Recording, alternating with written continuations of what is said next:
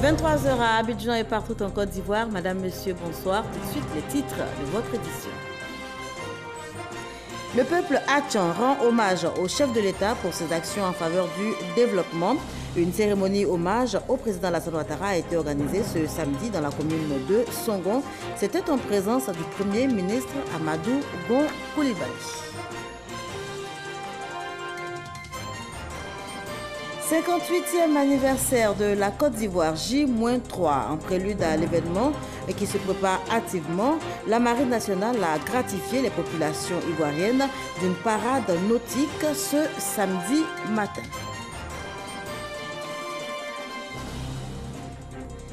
Nous irons également dans ce journal à Songon Kassamblé, où pour sa première sortie, le ministre de la Construction, du Logement et de l'Urbanisme était récemment. Il y était pour s'enquérir de l'état d'avancement du projet présidentiel de logements sociaux.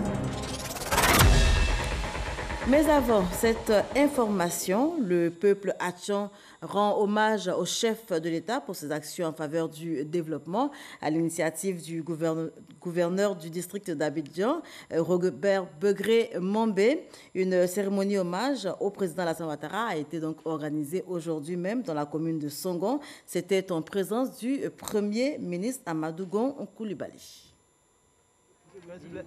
Une fois, deux fois, puis trois fois, le geste répété est hautement significatif. Amadou Gon Coulibaly appartient désormais à la famille Godouman, catégorie de Godouman. Il reçoit ses attributs de chef, puis la Sawa, traduction le filet, qui étend son rayon pour rassembler.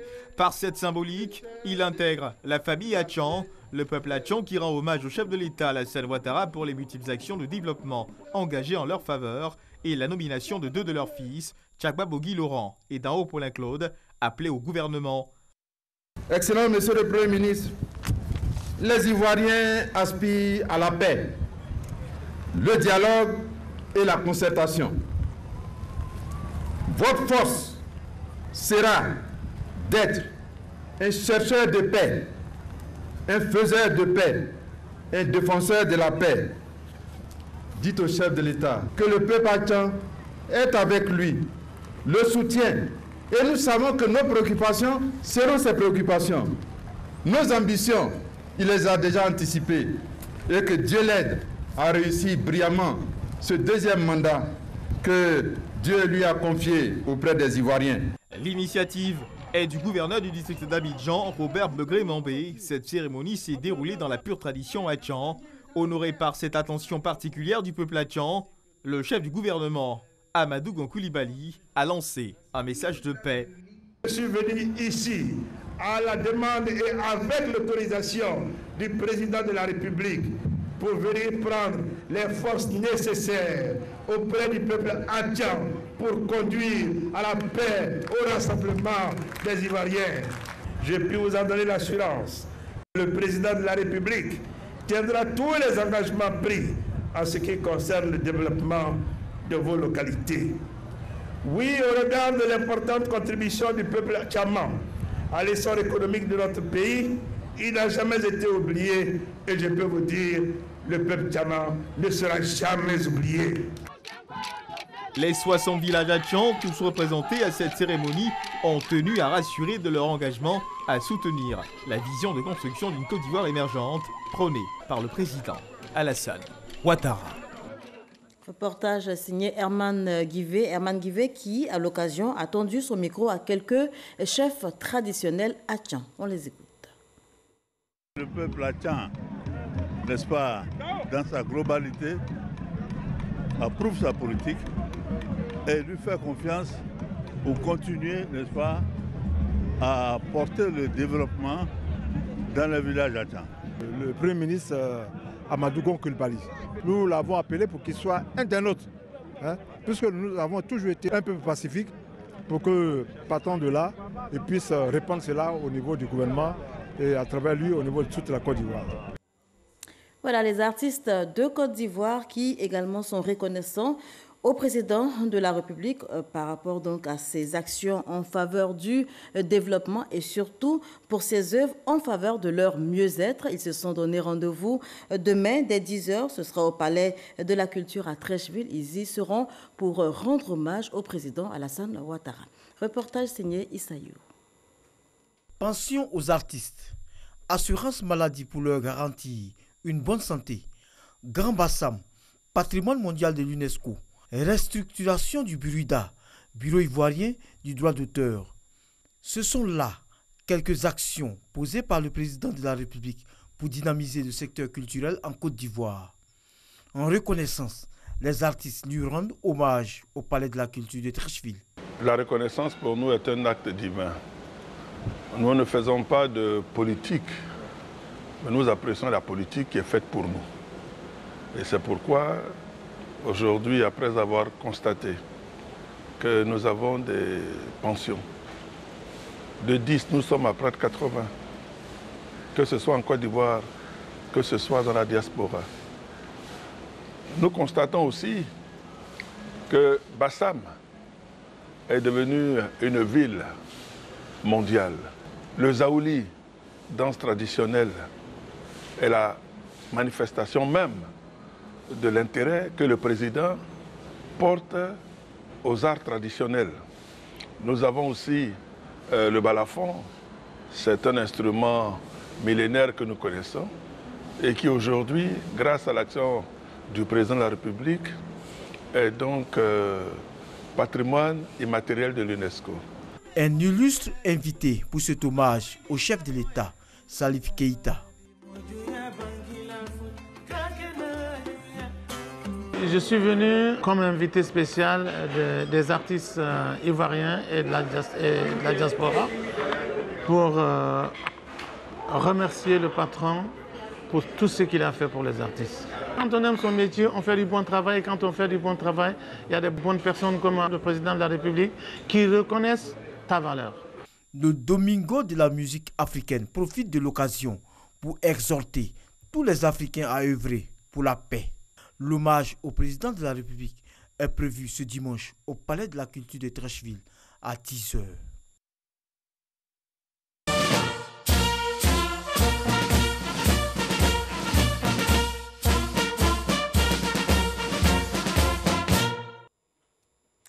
Voilà, vous l'avez compris, 58e anniversaire de la Côte d'Ivoire indépendante. On en parle à présent, J-3, en prélude à l'événement qui se prépare activement tant dans les casernes que dans les foyers ivoiriens. Eh bien, la Marine nationale a gratifié la population d'une parade nautique. C'était ce samedi matin, en présence donc du ministre d'État, ministre de la Défense, Ahmed Bakayoko.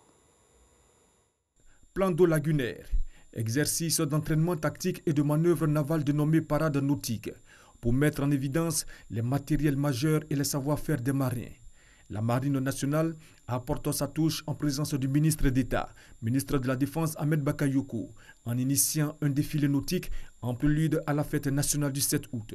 Nous attendons à travers cette initiative promouvoir et faire connaître au grand public les activités de la Marine nationale par la présentation de ces vecteurs navals et fluviaux lagunaires à travers un entraînement tactique et un concept de manœuvre afin de raffermir le lien armée-nation. La Marine nationale, dans l'accomplissement de ses missions, dispose de différents types de moyens, dont des embarcations et des vedettes permettant à ses hommes de se déplacer et d'intervenir rapidement. Des passages d'ensemble, des unités qui manœuvrent à des distances relativement très proches les unes des autres, dotées d'un équipage de 17 personnes et pouvant naviguer jusqu'à 3000 km. Ces patrouilleurs peuvent effectuer des missions dans le cadre de l'action de l'État en mer. Aux côtés des patrouilleurs, des embarcations spécialement conçues pour satisfaire aux exigences des forces spéciales et des commandos marins. Autre temps fort du ballet nautique, une démonstration de capacité jouée par les fusiliers marins commandos, simulant la prise de contrôle d'un navire hostile. En effet, un navire présent dans les eaux ivoiriennes est suspecté de mener des activités illicites. Informé, l'état-major de la Marine nationale dépêche une équipe de fusiliers marins commando. L'assaut est donc donné. Les fusiliers marins prennent leurs dispositions et font appel au renfort. Une action de force menée leur permet de prendre le contrôle. Un colis jeté par les occupants du navire suspect sera récupéré par les plongeurs de la marine.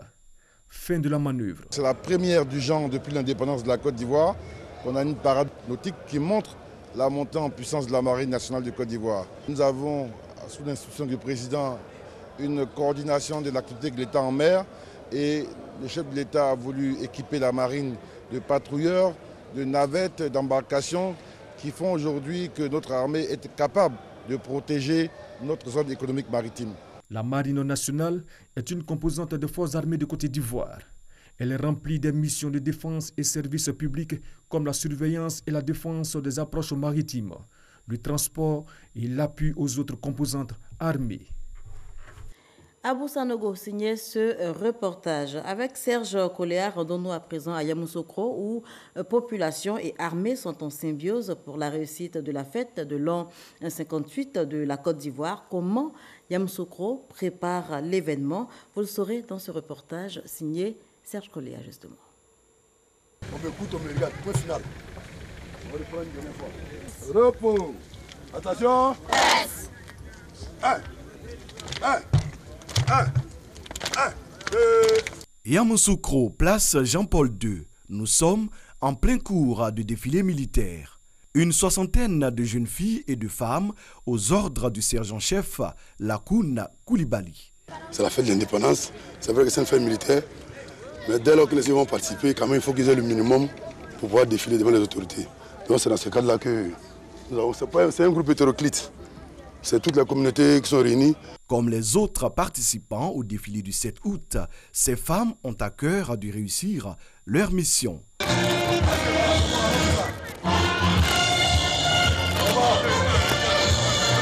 Je n'ai jamais participé à un défilé, surtout le 7 août. C'est vraiment une joie pour moi d'être là.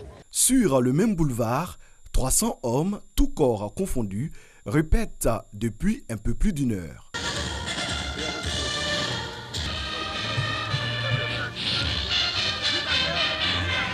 Le colonel Ibrahim Haïdara de la 6e Légion de gendarmerie et le lieutenant-colonel Issouf Ouattara de l'EFA, l'école des forces armées, veillent à la discipline. C'est un jour exceptionnel. La fête du 7 août, ce n'est pas tous les jours. Donc nous leur demandons quand même un effort au niveau du défilé, le balancement des bras, l'alignement dans les rangs, l'alignement dans les colonnes. Le pas cadencé, ça doit se faire parfaitement. Toute cette organisation est chapeautée par le préfet de Yamoussoukro qui suit de près l'évolution des préparatifs. Nous sommes dans la capitale politique et quand on est dans la capitale politique, on n'oublie pas le nom du père fondateur. Et donc c'est un acte de civisme déjà, d'attachement aux idéaux du président fondateur de ce pays. Le lendemain matin, civils et militaires se retrouvent pour une marche sportive, une façon de renforcer la cohésion.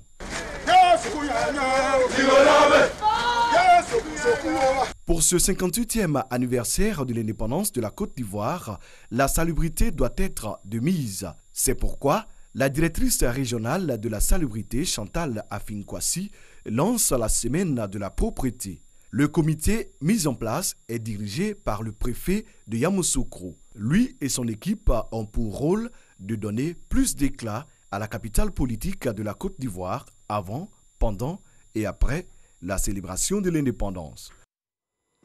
On change de lieu et de sujet à présent. Je vous conduis à Songon, Kassamblé. Pour sa première sortie, le ministre de la Construction, du Logement et de l'Urbanisme était dans la localité. Il y était pour s'enquérir de l'état d'avancement du projet présidentiel de logements sociaux. C'est ce que nous dit Cheikh Okone. Donner un coup d'accélérateur au programme présidentiel des logements sociaux. C'est l'objectif visé par le tout nouveau ministre de la Construction, du Logement et de l'Urbanisme.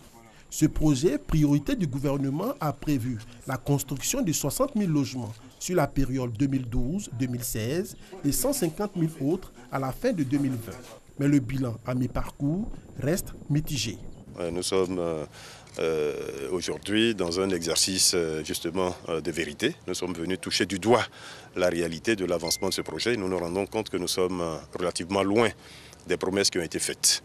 Je voudrais ici dire les excuses de l'ensemble des acteurs gouvernementaux pour le retard qui a été noté et pour le retard qui est imputable au gouvernement. Tout n'est pas parfait, nous sommes ici pour le reconnaître et justement pour retourner prendre les dispositions afin que la situation change. Un mea culpa au nom du gouvernement que Bruno Nabagné-Koné entend traduire en actes dans les semaines à venir, à travers la prise en compte de tous les facteurs bloquants. Pour que le logement soit vraiment social, pour qu'il soit rendu accessible à la majorité de nos concitoyens, l'État doit faire un effort. L'État s'est engagé à faire un effort. Nous allons vraiment tout faire pour que dans les prochains mois, certains puissent commencer à habiter ici et que rapidement, le retard qui a été pris soit entièrement rattrapé. C'est en 2013 que le programme présidentiel de construction de logements sociaux et économiques a été lancé. L'État ivoirien a fait le choix stratégique d'avoir recours à des opérateurs privés pour stimuler l'investissement privé. À ce jour, on estime en Côte d'Ivoire à environ 400 000 unités le déficit annuel en logement. 70 experts de l'aviation civile provenant de 24 pays africains étaient récemment en Côte d'Ivoire, cela pour prendre part à une formation sur la certification des aérodromes. Le point avec Francis Boifo.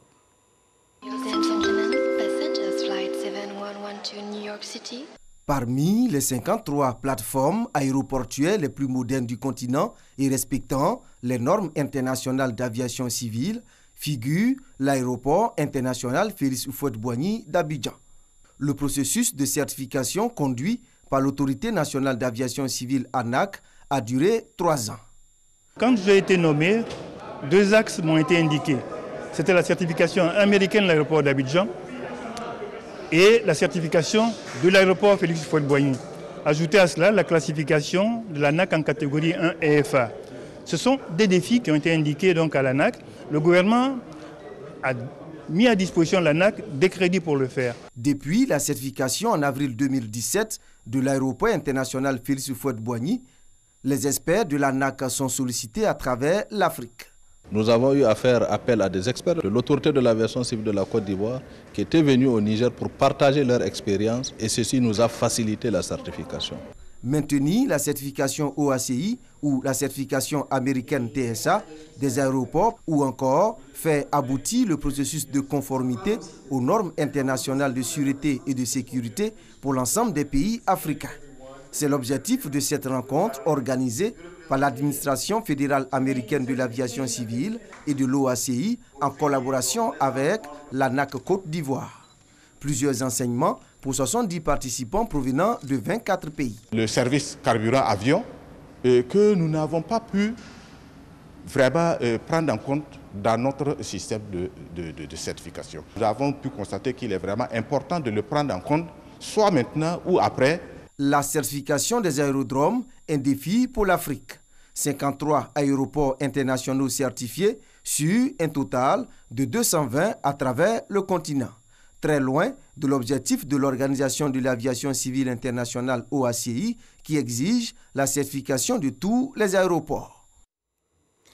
La direction de la police économique et financière vient de mettre fin aux activités de 5 présumés fraudeurs. Ils ont été interpellés dans la commune de Yopougon. Notez qu'ils s'adonnaient à une pratique illicite de jeu de hasard communément appelée loto ghanéen. On en parle avec Abou Sanogo. Ils exploitaient sans autorisation le loto dans la commune de Yopougon. Jeu illicite, communément appelé loto ghanéen. Saisi, la direction de la police économique et financière diligente une enquête qui aboutit à l'interpellation de ces 5 individus qui exerçaient dans la commune de Yopougon à leur propre compte et sans autorisation de l'État des jeux de paris. Pour moi, ici, un simple coupé loto ghanéen. Si tu mets 100 francs, 2 numéros, ça sort à 20 000. Comme je suis dans le quartier, je ne faisais rien et puis bon, souvent aussi il n'y a rien dans ma poche. Et vu que bon, avec ça, et puis avoir au moins les 1000 francs 6 mois pour me défendre. Ces présumés fraudeurs seront conduits devant le parquet d'Abidjan Plateau pour répondre à des faits de pratiques illicites et de jeux de hasard et de concurrence déloyale. Je vous conduis à présent dans l'ouest de la Côte d'Ivoire où une délégation du gouvernorat de Henan, c'est une province chinoise, était récemment en prospection. Au menu, plusieurs séances de travail. Le point avec Eve Boué. L'université de Mans, dernière née des universités publiques de Côte d'Ivoire, fait son bilan 2 ans après son ouverture. L'année académique 2017-2018 achevée depuis plus d'1 mois, place aux préparatifs de la prochaine rentrée sous de meilleurs auspices. En termes de perspective, nous pensons pour l'année 2018-2019 l'ouverture de l'Institut de développement du district des montagnes, ce qui est vraiment un institut de développement des territoires où nous allons ouvrir un master en métier du tourisme et une licence professionnelle en métier du tourisme. Et pour le long terme, le président de l'Université de Mans envisage le partage d'expériences avec des universités nationales et internationales. Nous comptons aussi soutenir nos enseignants dans les phases de recherche, permettre à nos étudiants de pouvoir aller faire des formations dans ces universités, terminer leur formation là-bas, ou bien permettre à notre personnel d'aller apprendre des expériences pour pouvoir soutenir tout ce qui se fait au sein de l'université.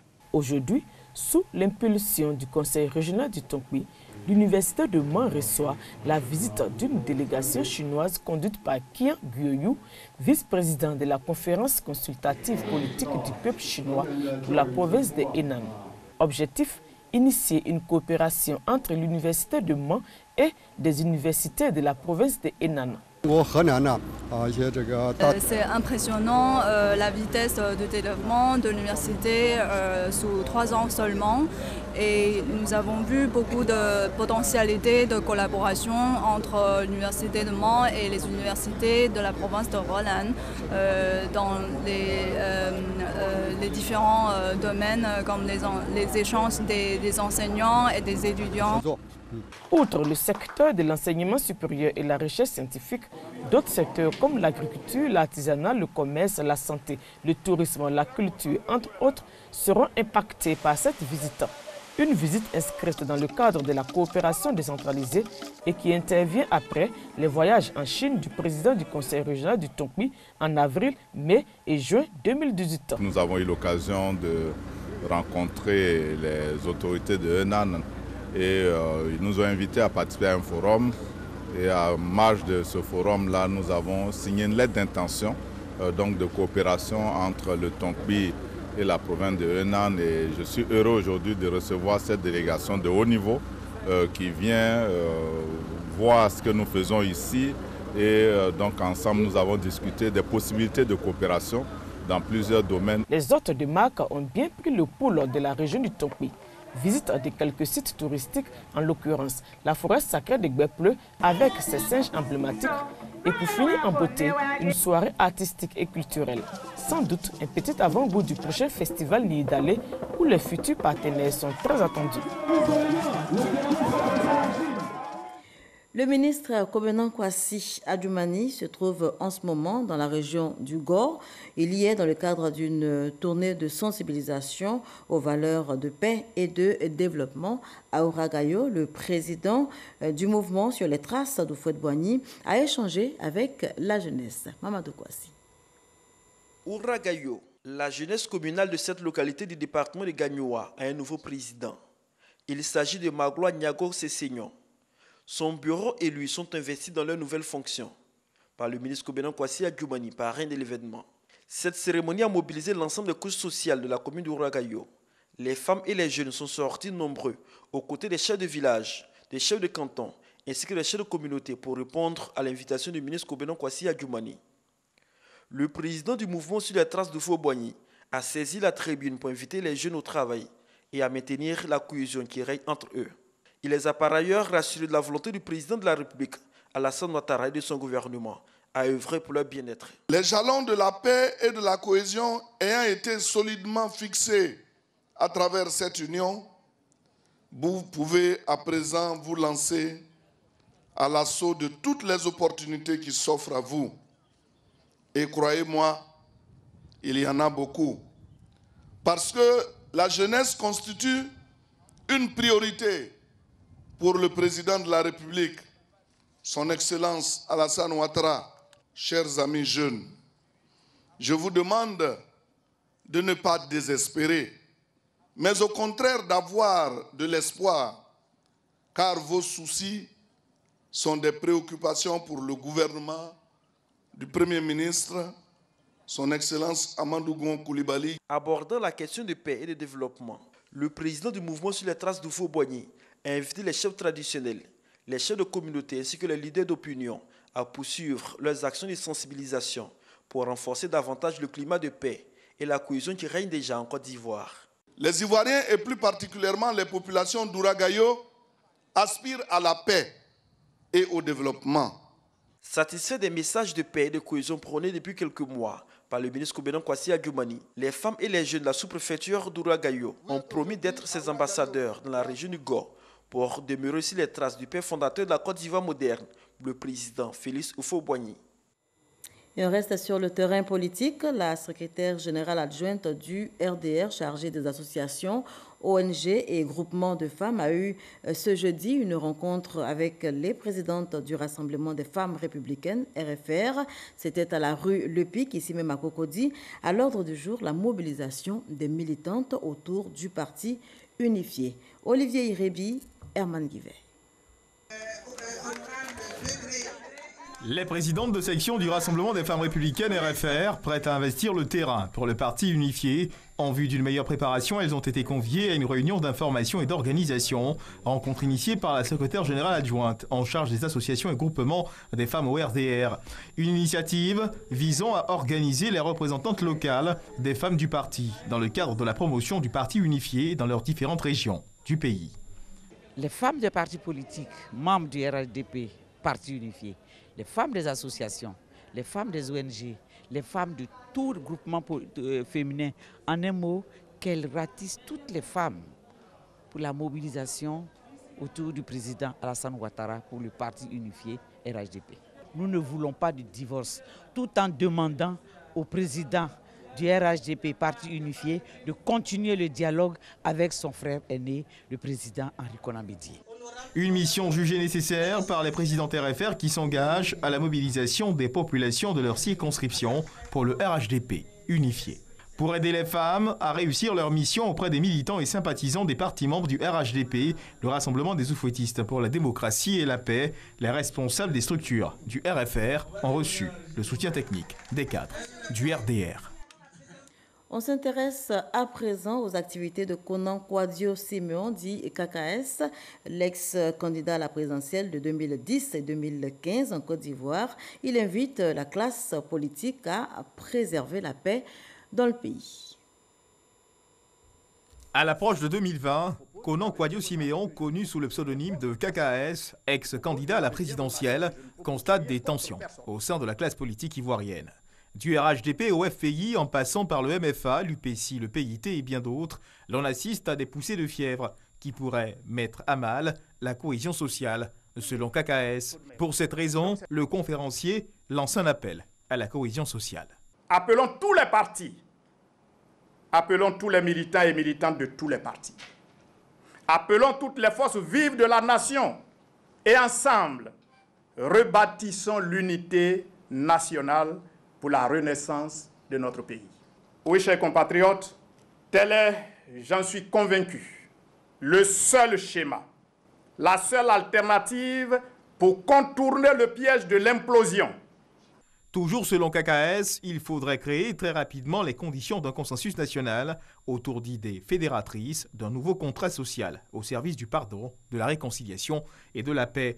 Après ses échecs aux présidentielles de 2010 et 2015, Konan Kouadio Siméon est désormais à la tête d'une organisation politique dénommée Initiative pour la paix en Côte d'Ivoire. Hors de chez nous, pour terminer, en République démocratique du Congo, l'opposant Jean-Pierre Bemba est de retour au pays après son acquittement par la CPI, la Cour pénale internationale, le 8 juin dernier. Il a été accueilli par des milliers de personnes. Il a été accueilli en trombe. Notez que Jean-Pierre Bemba s'est recueilli sur la tombe de son père. Il va donc quitter demain son fief. Voilà qui met un terme à ce journal. Merci de l'avoir suivi. On se retrouve très bientôt. D'ici là, portez-vous bien.